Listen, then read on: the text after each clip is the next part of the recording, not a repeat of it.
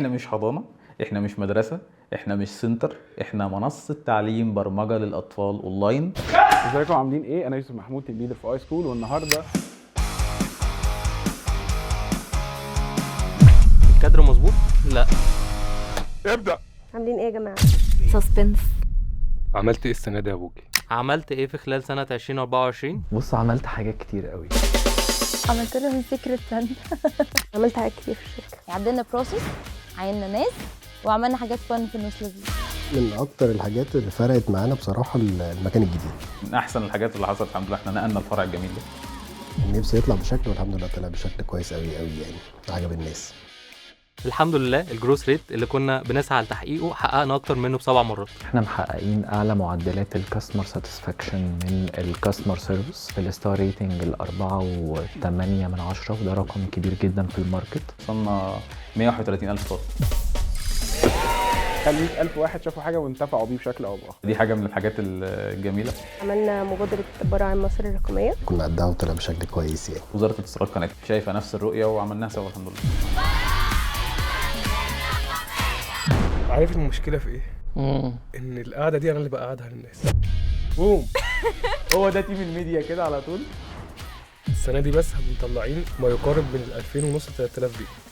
بعد 10 سنين هنبقى في حته تانية خالص. حاليا بنتكلم مع وزارات في الخليج بشكل عام، يعني في الامارات، في السعوديه، في عمان، في الكويت. اقرب واحد لينا في الماركت المصري هيبقى توتالي اعتقد بعيد عننا قوي يعني. انا حاسه ان انا محتاجه نعمل كولابريشن اكبر في بودكاست، في ابيسودز، في تي في. يعني من الاخر كده انت عايز تعمل كل اللي داخل اي سكول يبقى اي سكول فاميلي. بقى عندنا فيتشر جديده اسمها بيرنتس ميتنج، في اخر سيشن اللي ولي الامر بيقدر يدخل مع الطالب. اشتغلنا مع الاديوكيشن تيم ان احنا ازاي نخلي الاولاد مع نهايه الموديول هيعمل فاينل البروجكت ده البيرنت يبقى شايفوه موجود على البلاتفورم. عملنا نيو كواليتي سيستم. طورنا الفانل بتاعتنا، خلتنا ان احنا نقدر نود على اكتر من 1,000,000 عميل على مدار السنه. عندنا مجتمع طلابي اكسكلوسيف لطلاب اي سكول بس يدخلوا عليه. احنا بقى عندنا مالتي ناشونال تيم بيخدم اسواق مختلفه مش بس مصر. صار عندنا تايتل جديد بتيم الاديوكيشن يلي هو المنتور كاكسترا سبورت للتوتر.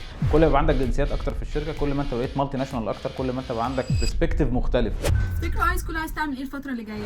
متسالي جويش. والله احنا اشتغلنا على حاجتين. رقم واحد اشتغلنا على خطه 2025. عندنا جول ان احنا نكسر عدد طلاب اكتر، نعدي ال 250,000، نعدي ربع مليون طالب، ده رقم كبير. ورقم 2 اشتغلنا على استراتيجيه 2028. احنا لحد 28 بما ان احنا ليدنج اصلا في المجال بتاع الادتك دلوقتي، لا اعتقد احنا هنعمل طفره. ده رؤيه 2028، عايزين نوصل مليون طالب.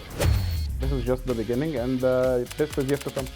بس في شيء حابين نضيفه؟ لا كتير. انا سعيد جدا في الفتره اللي انا اشتغلتها في اي سكول.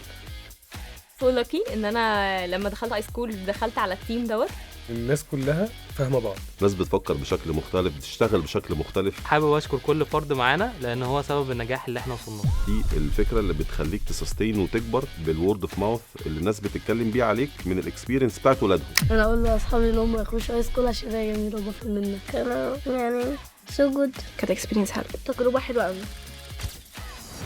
بروجكت مانجمنت بصراحه عاملين شغل محترم قوي، سواء كان في الوزاره، سواء كان مع المدارس، سواء كان مع الاكتيفيتيز اللي هنعملها جديد. مش عايز احرق. في كام حاجه في البلان كده هنعمل لهم تيم بيلدينج اكتيفيتي كويسه. الحمد لله مور ذان انف يعني، واكتر من الاكسبكتد. حلو قوي. الفيديو ده هيبقى عباره عن ايه بقى؟ باي.